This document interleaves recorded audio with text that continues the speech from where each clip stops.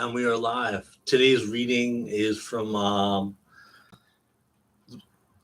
great book that I've read a long time ago.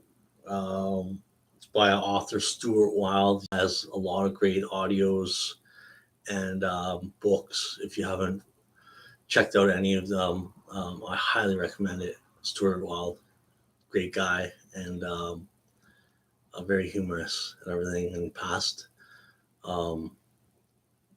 some years ago, but his material's still around, so you can definitely um, take a look at it on the website of stuartwild.com. But yeah, today's book, it's called Affirmations: How to Expand Your Personal Power and Take Back Control of Your Life. And there's one chapter in it that is my favorite that I'd like to share with you. It's on dedication. It's called The Warrior's Prayer to Himself. And if I'm speaking to you right now, I have a lot of respect for you and honor for you. And in your own way and respect, you're a warrior unto yourself. You're an enlightened warrior.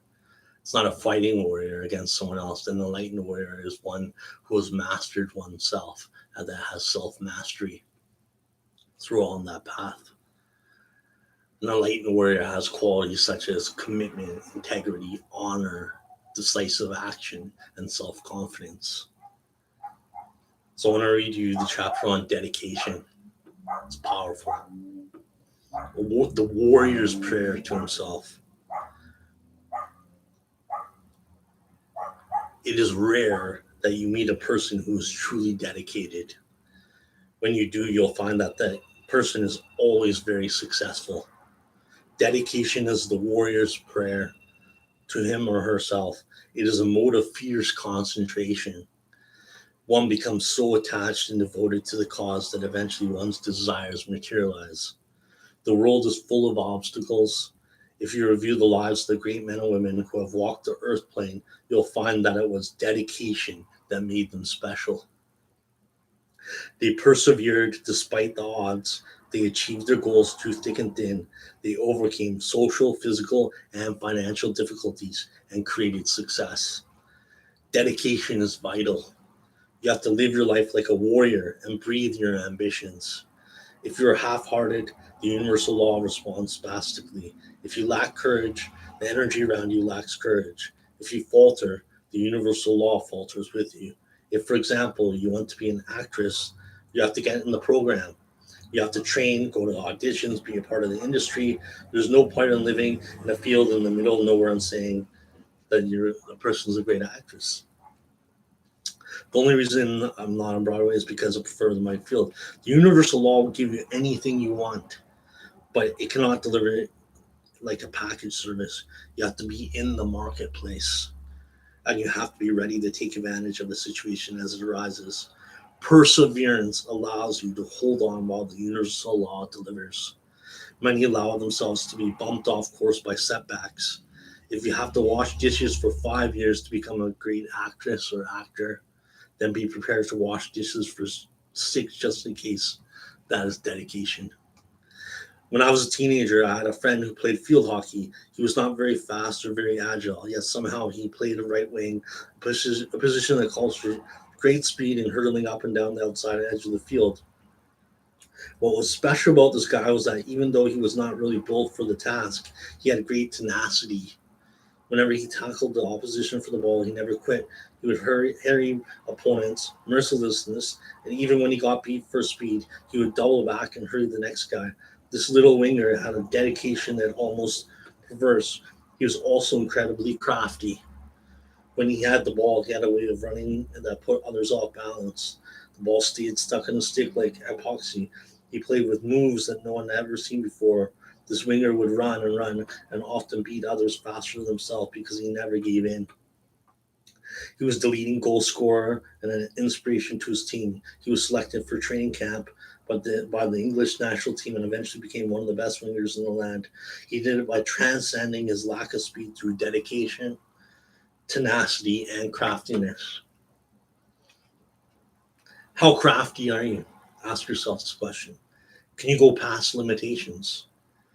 Can you still be there once the others have quit. If you can, your success is assured, for the universal law will respond. Having dedication is saying, I am the power within. There's nothing I cannot do. There's no one to stand in my way. I am free and I'll never quit. If it takes me 40 years, I'll be there. Carnegie Hall, the Royal Opera House, whatever, the fact that I cannot sing a note and that I sound like a frog in his bag is just an illusion. I'll take lessons. I'll be the greatest 94-year-old opera singer in the world, even if I have to live to be 100 to achieve it. The way to develop dedication is to begin to become fiercely dedicated to yourself. This means concentrating on your needs, concentrating on those projects that give you pleasure, and taking time to acknowledge that you're here on the earth plane to develop your evolution, not to develop something else. Once you allow yourself that level of self nurturing attention, then life gradually takes on a new meaning. And you become able to create a dedication to yourself, your family, or to those causes you feel strongly about.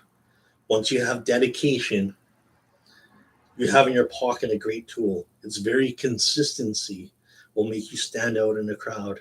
It is not a flash in the pan, but a gradual energy built bit by bit, year in, year out, until one day you're on the top looking down.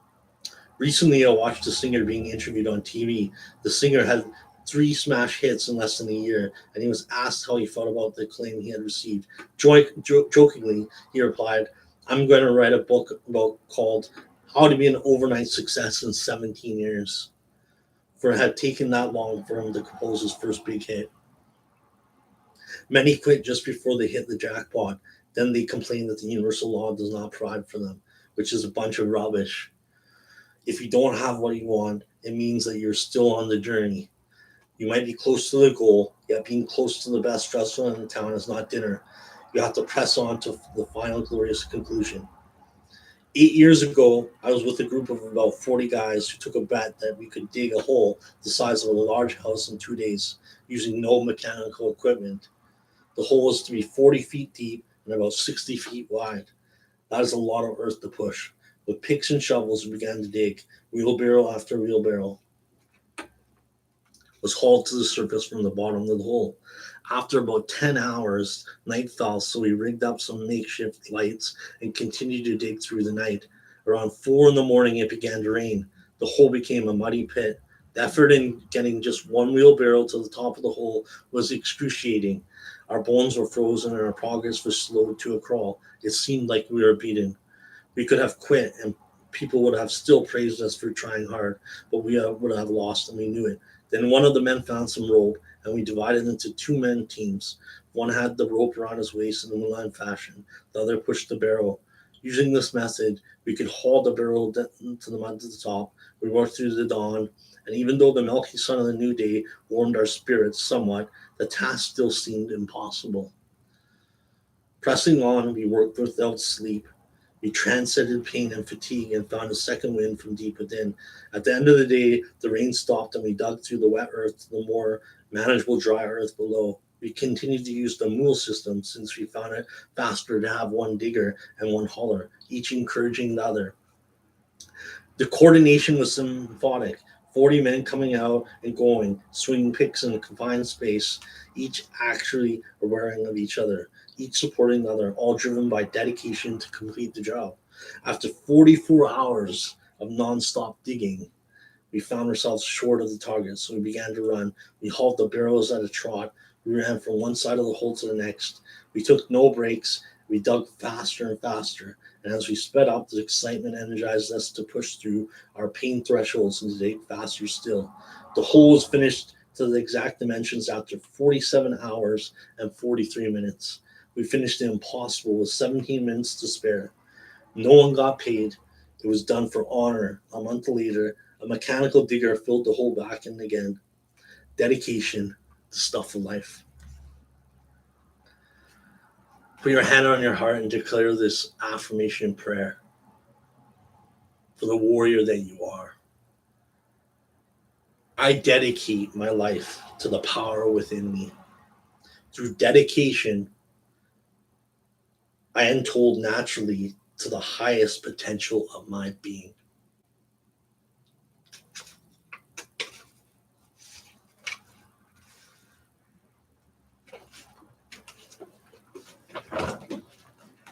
God bless you. Thank you, Stuart Wilde, for being an inspiration to millions of people around the world. I honor you, and I feel a connection with you. God bless you.